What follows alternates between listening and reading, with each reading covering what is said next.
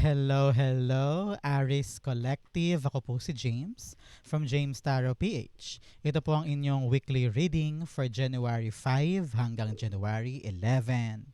So mga Aris, simulan natin. Inhale and exhale, Holy Spirit, Spirit Guides. Ibigay natin kay Aris sa mga mensaheng dapat nilang malaman para sa linggong ito. In your overall energy, meron po kayong the Three of Swords. Beautiful.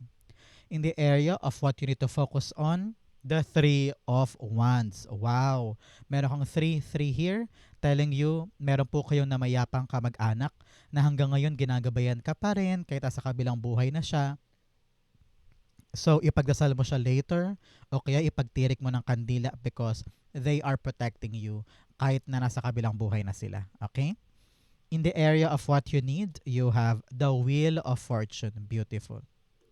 In the area of what's affecting your current energy, the Ace of Wands. Beautiful. In the area of your near future, you have the Queen of Pentacles. In the area of your challenge, the King of Pentacles. In your fortune, the Star card. Beautiful. In the area of your divine messages, you have the Six of Wands. At ang outcome nyo po for the week, ito po yun. Mamaya sabay-sabay natin siyang bubuksan at the end. But first mga Aris, thank you po muna sa inyong donations. Saka po sa mga hindi nag-i-skip ng ads. Naku, napakalaking bagay po yan para sa akin. Sa tuwing meron tayong libreng reading for Aris dito sa ating channel. Salamat po. Thank you rin po sa mga nagko-comment at nagla-like. Malaking bagay din po yan. So, in the background of your reading, meron kang the Moon card. Okay, siguro ngayon Aris, dumadaan ka sa punto ng buhay mo na marami kang tanong. Maraming kang mga bagay na hindi mo naiintindihan, mga unclear things, mga bagay na hindi sigurado, mga bagay na hindi mo alam kung paano mo tutulayan at kung paano ka kakawala. Ano? Marami kang mga ganyang tanong ngayon. Ang importante dito, Aris, daanan mo lang yung problema. Huwag mong indahin. Kumbaga, ano nga yung sikat na phrase? Huwag mong tambayan ang problema. The more na nandyan yung challenge, the more na kailangan mo maging matatag, matibay, lumaban ka. Basta alam mo sa sarili mo kung ano talaga ang gusto mo, ilaban mo yan. And you will soon see na matatapos yung problemang ito na okay ka. Ang kailangan lang daanan mo yung gabi. The moon is actually by night, di ba? So, daanan mo yung gabi, bukas makalawa, may araw na ulit. And you will see the clarity in your life. Kaya ngayon, magkaroon ka ng labis-labis na faith and also trust your intuition para alam mo yung next big move mo. But nevertheless, trust yourself kasi kayang-kaya mo tong itulay hanggang sa dumating yung liwanag. Okay? Napakaganda nito. Bigyan kita ng card of the week. You have bravery. Yes, tapangan mo ang sarili mo. Face the unknown with bravery. Trust your steps. So sabi dito, kahit pagod, takot, hindi ka sigurado, magtiwala ka lang sa bawat hakbang mo, you will make it till the end and you will succeed sa dulo nito. Kaya kung marami kang question mark sa isip mo, hayaan mo lang yan. The answers will come and you will know the right way and you will understand everything. Kumbaga, magkakaroon din ng saysay ang lahat sooner. Okay? Especially in your core energy, meron kang Three of Swords. Dumanas ka nito nakaraang buwan, nakaraang taon ng medyo mahirap na bagay. Whether heartbreak, heartache, problema, issue, ganyan. Pero sabi dito, ito yung simula ng linggo ng paghilom mo tungkol sa mga bagay na ito. Kumbaga, hindi mo na kailangan pang sapitin at danasin yung same pain na dinala nito. Sabi ko nga sa inyo, daanan mo lang. Huwag mong hintuan o huwag mong tambayan. Idire-diretso natin to hanggang sa maramdaman mo na okay ka na. Hanggang sa unti-unti ka na makabangon at unti-unti ito maghilom para sa'yo. Hindi to madali. Hindi ko sinasabi sa inyo na ratratin mo or bilisan mo. No. You do it in your gradual pace, in your own way. Pero ang importante, kahit naramdaman mo yung pain na yan from something, aandar ka pa rin. Hindi ka bigla-bigla titigil, hindi ka bigla-bigla magpo-pause because you know that life should continue and you need to bravery or to brave yourself in order for this na maghilom totally. Kasi meron pang bago naghihintay. Isipin mo na lang, kaya nangyari ito because God wants you to have another thing. At yung bagay na yan, yun talaga yung para sa'yo, hindi ito. Okay? So, Aris, tanungin kita, isulat mo sa comment section natin, ano yung mga pain mo ngayon at in the past na ayaw mo nang maulit-ulit? Na sana maisara mo na, sana maghilom na, para magkaroon ka na ng pagbabago sa buhay mo. Isulat mo sa baba, I claim, I am accepting, I am wishing blank in my life, it will happen. Okay? Clarify natin siya. The Three of Swords is being clarified by the Ace of Swords. Yes, clarity is something that you need. Panahon din to para ipahinga mo ang puso mo. Kung talaga nasaktan ka, kung talaga nahirapan ka, ipagpasa Diyos mo yan. Huwag mong dibdibin, huwag mong sarilinin. Panahon to para ibulalas, no? Ipahinga, isurrender kay God. And with the clarity na makukuha mo this time, ito yung driving force mo para makapag-move on ka na from all the pain. At napakagandang reading ito ha. After painful experience comes clarity. At yung clarity na yan ang magpapaandar sa iyo palagpas sa problemang ito at ikaw yung makakaramdam na ng kaginhawaan. Napakaganda nito. I-claim mo to. Kung talagang dumanas ka ng hirap, painful or heart experiences or tungkol sa relasyon, sa pera man, kung ano man yan, I claim sa baba, I claim clarity will come at makakapag-move on na ako. Comment mo yan, it will be yours. In the area of what you need to focus on, meron po kayong the Three of Wands. Kailangan mo daw mag-focus sa future. Tingnan mo siya. Nakataligod siya sa atin. Ibig sabihin, handa niyang talikuran kung ano man yung mga bagay na sinapit na niya in the past. And ready na siya na yakapin yung mga bagong paparating. Doon sa Dako Paraon, napakalaki ng dagat at may dadaong na mga bagong barko. At yung barko na yan, yan yung simbolismo ng mga bagong blessing or opportunity na darating sa'yo. Kaya ito ang right time for you, Aries, to expand, to explore, to see the other side of your life na naghahatid ng mga bagong bagay kumpara sa mga naganap before. Now is the right time for you to enter and to receive new things. Alam ko marami ka ring hinintay, marami ka ring pinagtiyagaan, pero paparating na siya ngayon. Kaya huwag mo sayangin yung pagkakataon. Okay? Clarify natin. You have the Two of Swords. Yes. Sabi dito, kailangan talaga natin maging conscious enough, aware enough para sa mga bagay na dapat nating pagdesisyonan. You need to make a choice. Are you gonna accept this new thing? Or mananatili ka sa past, especially with this heartbreak? Meron sa inyo hindi pa makapag-move on, pero may darating talagang bago eh. At kailangan mo talagang mag-decide na tanggapin ito because ito talaga yung magbabago ng buhay mo. Yung paparating na ito. Okay? Napaka-importante nito, isa-isip mo para kapag dumating, alam mo na yung gagawin mo. Okay? In the area of what you need, meron po kayong the Wheel of Fortune.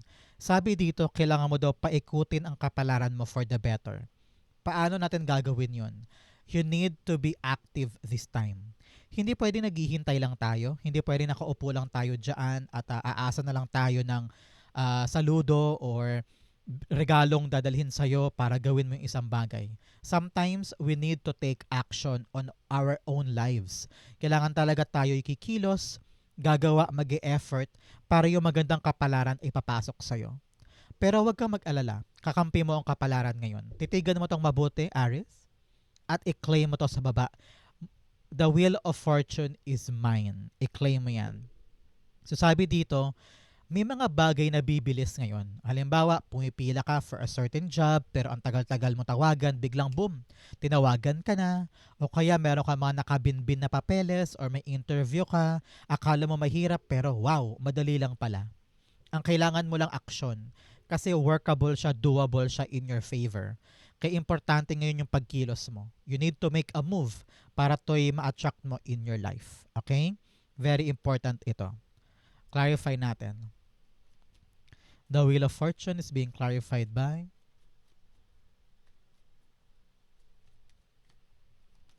the Knight of Cups. Yes, now the offer is coming in.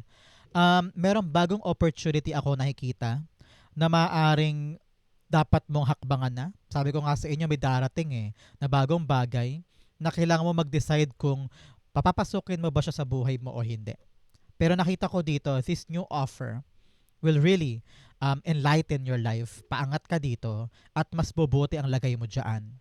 Whether this is an offer of a new love, new money, new career, or new trabaho, kung ano man itong mag-resonate sa buhay mo na darating na bago, you need to take this into consideration at tignan mong mabuti bago mo hindian. Try mo lang, subukan mo lang para makita mo kung swak ito na maaari magpaikot sa buhay mo at mawala na lahat ng hirap and questions sa isip mo. Okay? In the area of what's affecting your current energy, meron po kayong the Ace of Wands. Si Ace of Wands, sinasabi na yung spirit guides, merong bagong paparating, kaya ready ka na to move on from all the pain. Parang ito yung linggo ng pagkagising mo na parang, ay, bakit pa ako nag-uubos ng oras dito? Lilinaw ang isip mo dahil sa pagpasok ng isang bagong oportunidad. May offer that you need to decide on. And kailangan ngayon ipanumbalik mo yung excitement mo, yung love mo for something because you're about to enter a new phase of your life. Bagong chapter ito kumbaga, no? So, kapag nakapaghilom ka na from pain dyan, whether trabaho yan, love life, or anything, dapat malinaw sa'yo na, hay, may darating pang bago. Hindi ko kailangan ubusin ang oras ko dito kasi mas mahigit pang ibibigay sa akin si God. Ito yun. A new opportunity, a new life, a new money, a new way of living. Sabi dito, narinig ko, huwag mong sayangin yung pagkakataon. Grab it. Take it. It's yours for the taking. Okay? Sabi dito, dapat daw maging confident ka, Aries. Be confident in your plan, be confident in your idea. Tulayan mo lang. Walang masyadong takot ka ba alinlangan. Kung alam mong tama to, tama to. Kung alam mong perfect timing to, perfect timing to. And be brave enough to take action on it. Okay? Nakita ko new job, promotion, new places, no? Meron sa inyo lilipat ng bahay or lilipat ng lugar kasi parang gusto mo ulit magsimulang ng bago, especially nang galing ka sa heartbreak, no? Sa masakit na alaala o masakit na experience, parang gusto mo magsimula ulit somewhere or to try your opportunity somewhere else, parang ganyan. And doon talaga magsimulang tumubo yung bagong buhay para sa'yo. Okay? Ace of Wands being clarified by the Three of Wands. Meron ka talagang 3-3 here. Talaga namang ancestors are really giving you their full trust, guidance, and love para sa buhay mo ngayon. So, talaga may darating sa'yo na bagong bagay na kailangan mo aksyonan. Hindi pwedeng nakatayo ka lang dyan at nag-iisip. Dapat yung idea, yung plano, bibigyan mo ng kakambal na aksyon para magkaroon ng magandang pagbabago ang buhay mo. So, sabi dito, ang tabayanan mo may darating talaga. Maaaring bigla-bigla papasok sa isip mo yung idea. So, you need to take action on it. Upuan agad, planuhin mabuti, plansyahin para makalarga ka na. Okay? Napakaganda nito. Some of you talaga nakita ko are gonna travel. Meron po sa inyong babiyahe sooner or later. Napakalaking expansion nito or pagpunta sa kakaibang lugar na unfamiliar pero alam mong ito yung only way for you to grow. Okay? Good luck po and congrats.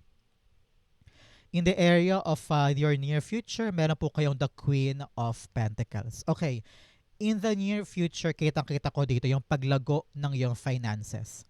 Some of you talagang may expansion pagdating sa negosyo or tataas ang sweldo mo, popromote ka. But many of you, nakita ko dito, magiging matalino ka na when it comes to your money handling. Parang meron kang pinag-iipunan Ramdam ko dito, may pinag-iipunan ka, meron kang target na mabili or target na magastos at yun ang pinag-isipagan mo ngayon. So don't worry, Aries. Darating sa'yo yung exact right amount of money na kinakailangan mo para sa project na yan o sa inaasikaso mong yan. Money will not run out in your life. I-comment mo sa baba, I claim my money will not run out of I will not run out of money this time. Okay? I-comment mo yan sa baba, it will come true. So narinig ko dito, kung may mga issue ka about pera, may kailangan kang bilhin, kailangan paggagastosan, meron darating na pera para bayaran yan. So you don't need to stress yourself about this. Okay? Ang kailangan lang talaga focus, focus, focus pagdating sa pera, pagdating sa mga ginagastos, para alam mo yung galawan, yung money flow sa buhay mo. Okay? Queen of Pentacles being clarified by the Ace of Cups. Yes, talagang magalak na magalak ang puso mo sa pagpasok ng bagong bagay na magdudulot sa iyo ng kaching-kaching in the future. Kumbaga parang financially secured ka na eh.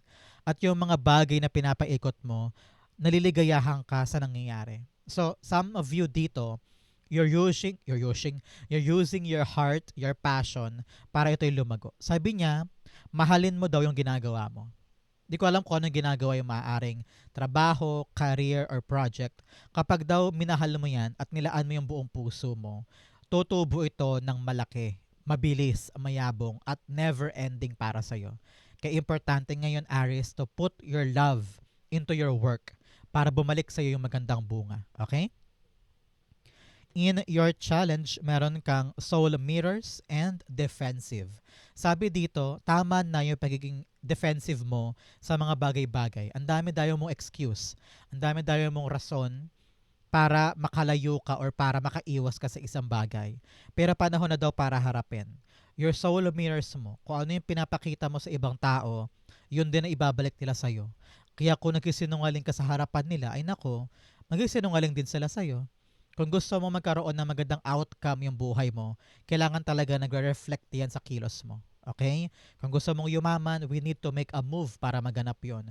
Kung gusto mo maging magaling sa trabaho, kailangan inaaral mo siya. So, our effort ay mag-bounce back sa atin.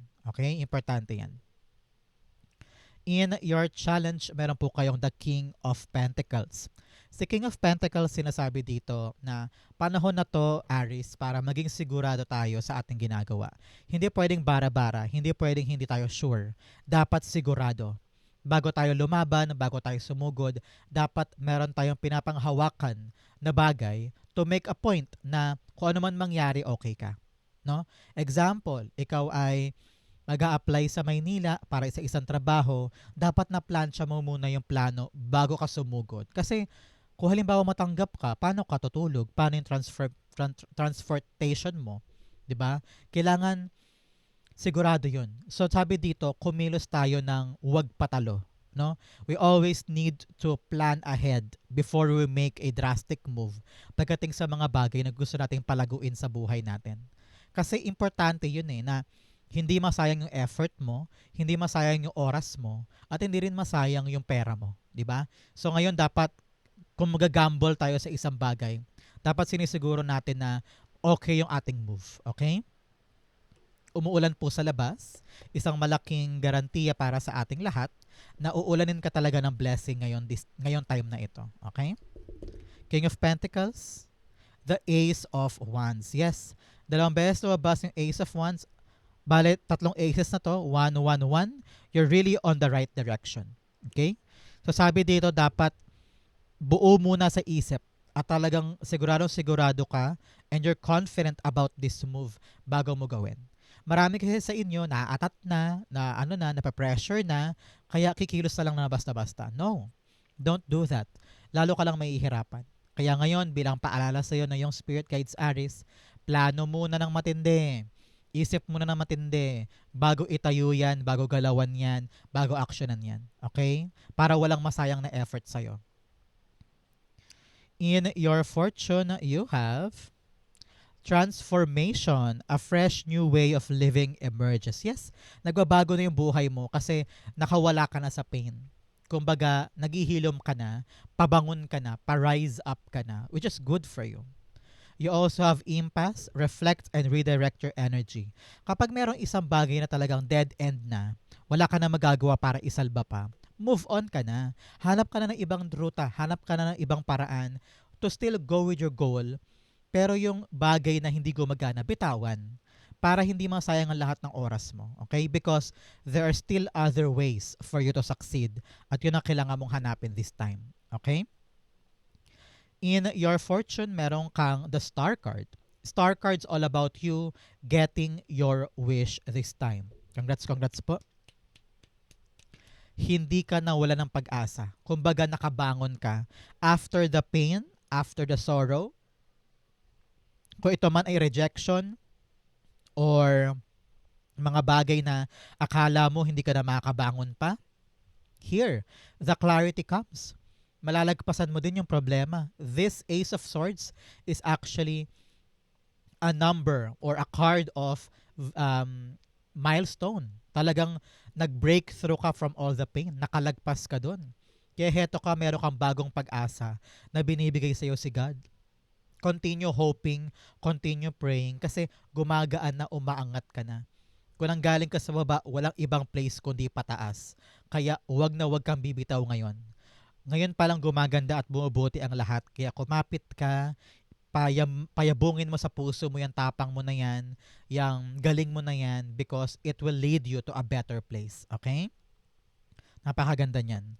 Clarify natin. The star cards being clarified by